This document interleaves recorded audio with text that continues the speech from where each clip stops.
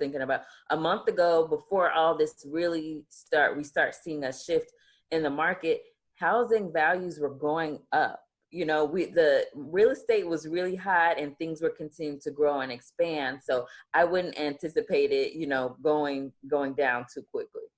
It isn't. And still, like, I even have a few buyers, they're like, can we just lowball this or ask for a lower? And I'm like, the sellers know at the end of the day, they're going to get what they want. And now there's more qualified buyers out there. So you can play around if you want to, but there's still highest and best going on. There's still multiple offers on properties. Yeah, multiple offers. There's still things going on. People are still wanting to look at houses. People are still selling houses. Of course, everything is with caution. And I feel like soon as we get some of these lifts up, the shelter in place and things like that, a lot of houses are coming back on the market, and that may give the buyers more opportunity, which could give them a better deal. But as far as, getting that mansion for $100K. Yeah. Sorry. That's too much. Yeah. Exactly. Sorry. And one other thing that you had that we talked about were things to focus on as you prepare. Oh, right. Yeah. So there's some people, I have a few clients who, they came to me even before this started knowing they weren't prepared. And then some of these shifts in the market, they're like, okay, really, what do I need to do now? So I don't want people to be discouraged if you felt like, well, I already had some work to do before I was ready. So now I'm just out. It's like a greater time. Like, right. So definitely the key things that you want to do is make sure you are paying your bills on time. I know that sounds so simple, but that is one of the key things when you're trying to get approved for a mortgage that we have a hard time with. It's sometimes, a couple of missed payments can put you a year away from your goal of owning a home. So during this time, improving your credit just in general, and one of the biggest factors that contribute to your credit is ensuring that you're paying those bills on time. So, whatever modifications you might have to pivot right now, if you're currently in a mortgage, continue to pay that, pay your rent, your utilities. And what I tell people, if anything, don't just not pay. If you need to call the servicer, even if you need to call the people for your light bill, make sure you explain what's going on and try to get some type of agreement going before just not paying anything at all. Right. Because how that reports to your credit, down the road, you just don't want to deal with that in retrospect. You want to be proactive and make sure that you're on your way to your goal. So definitely continue paying your bills on time and then saving as much as you can right now. I know the grocery stores are a new money pit. We see all these new snacks and we just want all these great things to keep us company in the extra time in the house. But, still take your coupons with you, do what you need to do to save money and keep that bigger goal in mind. Right. Listen, in all the stores, all of my shopping carts are full.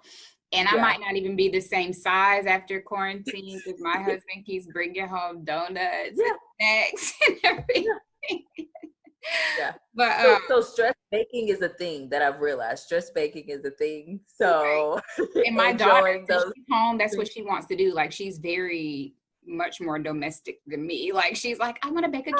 I want to make brownies. And I'm like, why? Like, just not eat this. There's salad, broccoli.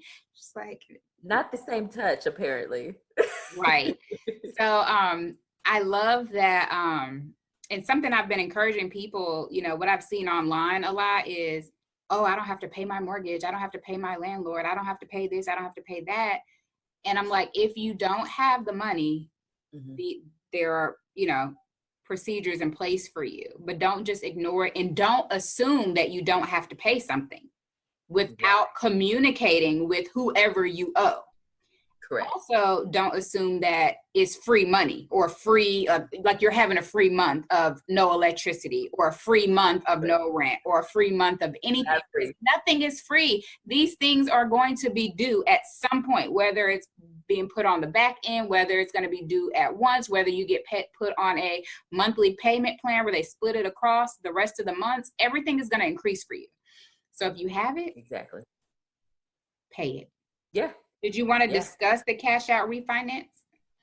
Yes, but really quick, since you just said that, and I posted this on my social media yesterday that got a lot of great feedback, was just around student loans as one more thing that, you get a lot of traction around is, oh, you don't have to pay, no interest accruing until September.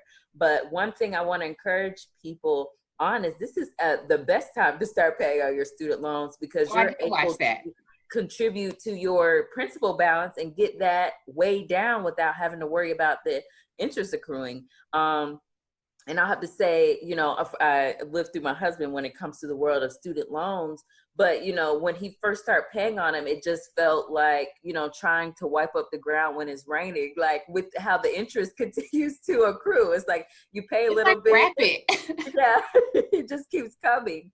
So now, being able to pay and it actually continue to go down for these next few months, then when the interest hits, it's like, wow, I've really knocked off a good piece of that. And, one step closer to those financial goals, that financial independence. So continue to pay your bills. Key thing is, if you have those funds, continue business as usual when it comes to that. Another thing, since you did just mention the cash out refinance, I highly recommend pursuing that option if you have equity in your home. These are for current homeowners. Current homeowners, leverage the equity in your home to contribute to cash flow during this time. It's a great means for debt consolidation. And if you just need a few more dollars to make ends meet during this time. I absolutely love helping first time home buyers. It brings me a lot of joy to see someone, move into a home for their first time. Yeah. But it's nothing compared to helping a couple that's been in their home for a while, little nervous about paying their bills over the next few months, that's able to take equity out of their home, pay off all their credit cards, take advantage of the great interest rates right now, and have their mortgage essentially be the same thing, knowing that that's one less bill that they have to worry about going forward. And I've worked on deals where it's literally bringing in $600 a month plus into a home because they've taken advantage. Use that equity. That's one of the beauties of home ownership. And using your mortgage, you get the lowest interest rates on those compared to some personal loans or credit card loans or different things like that. So I definitely encourage people to explore that if you are a homeowner as an option available to you.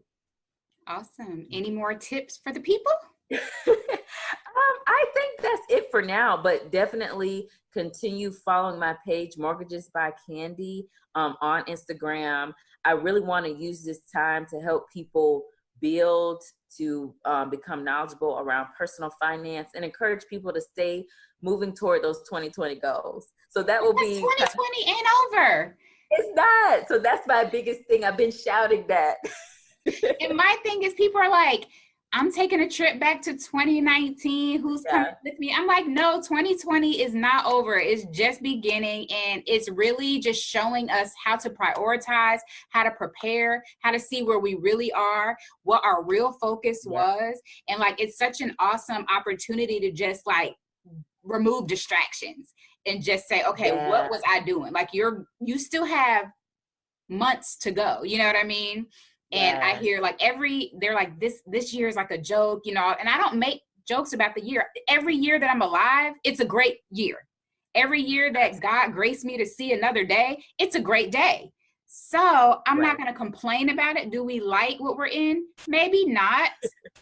Right. But we have to learn to adapt and adjust and keep moving forward. Yeah. If you approach this time the way you should be and really looking at it for the opportunities that it is, you can come out of this so much stronger than you even imagined. And this could be the 2020 that we all anticipated by the end of it, because of the discipline and, just everything that we've learned. So I think that's my tip. That's my soapbox for these days right now. Right. So thank you guys so much for watching. All of Candy's information will be below. Feel free to reach out to her. If you are in a position where you want to start looking into home ownership, maybe you didn't plan for 2020 to be your year of home ownership. Maybe it's 2021 and you need to go ahead and get started now. Get started now. Like, reach out to her today. You can email her. I'll put her email in there, her Instagram. That way you can be in contact with her.